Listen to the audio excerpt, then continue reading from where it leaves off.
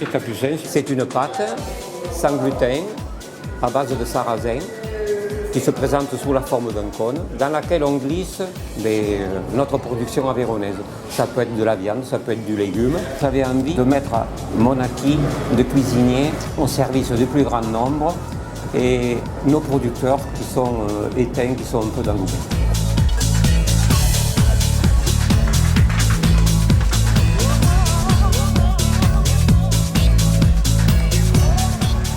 Daily Peak est un concept de restauration rapide, imaginé par une chef 3 étoiles, autour de produits naturels, en intégrant les préoccupations du moment, à savoir les prix.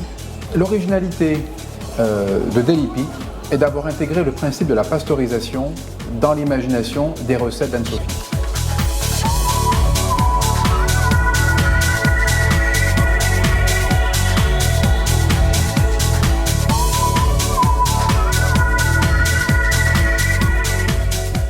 L'Essence est donc un restaurant gastronomique de cuisine sucrée.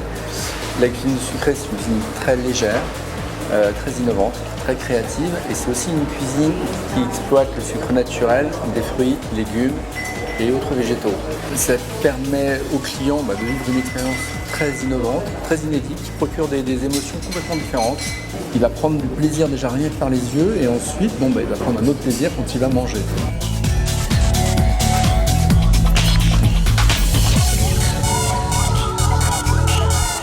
Finlalla se présente comme la première enseigne de restauration marocaine rapide et de qualité, et elle se propose d'offrir et de présenter les meilleures choses du Maroc en les rendant accessibles, faciles à consommer, où on est capable aujourd'hui de servir des tagines ou des couscous en moins de 3 minutes.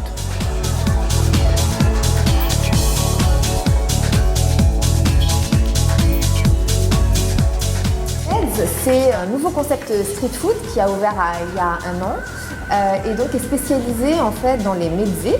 Et donc notre idée c'est de s'inspirer, de reprendre la cuisine de nos mamans, de la mettre vraiment à la sauce street food, à la fois dans les packaging qui vont être des packaging en carton, avec un mode de consommation qui va être aussi bien sur place dans le restaurant, qui est imaginé façon cantine, mais aussi bien dans la rue.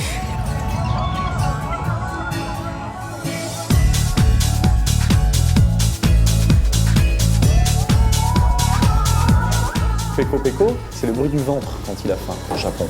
Avec Peko Peko, on apporte les plats traditionnels japonais aux Parisiens, dans une fourchette de prix qui est vraiment très accessible. On fait du donburi le midi et des kuchiage le soir.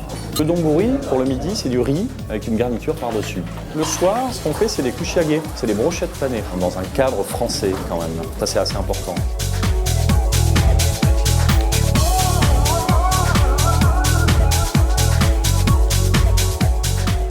Percier, c'est une boucherie réinventée dans laquelle on peut manger. D'un côté, c'est donc une boucherie où on vend de la viande en libre-service. De l'autre, c'est une restauration rapide faite à partir de cette même viande. Tout ça sous couvert de qualité, une viande direct éleveur, des animaux élevés en plein air, du label rouge et une restauration fraîche de saison autour de cette viande. Les plats phares de Percy, c'est le burger, des grillades qu'on présente d'une manière un peu street food, qu'on présente dans une verrine, des tartares, mais pas comme tout le monde, coupés au couteau déjà. Et puis avec des recettes originales, là, en l'occurrence aujourd'hui, c'est pamplemousse gingembre.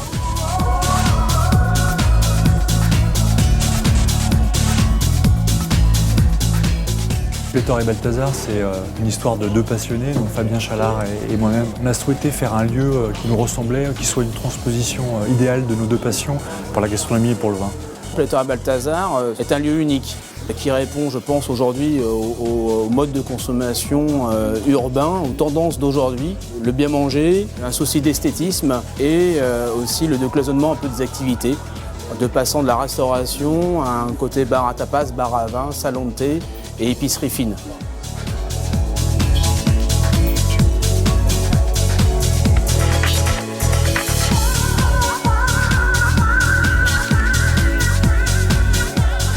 Le concept du privé de dessert, c'est de faire des plats en trompe-l'œil avec des visuels de sucré. Donc entrée et plat ressemblent à des gâteaux, des pâtisseries, des desserts, tout ce qui relève du domaine du sucré. Caviar d'aubergine, filet de bar et nougatine version salée. Il y a un visuel qui est assez déroutant, ce qui fait que quand on apporte l'assiette au client, il y a une vraie expérience au niveau du visuel d'abord, avant le goût.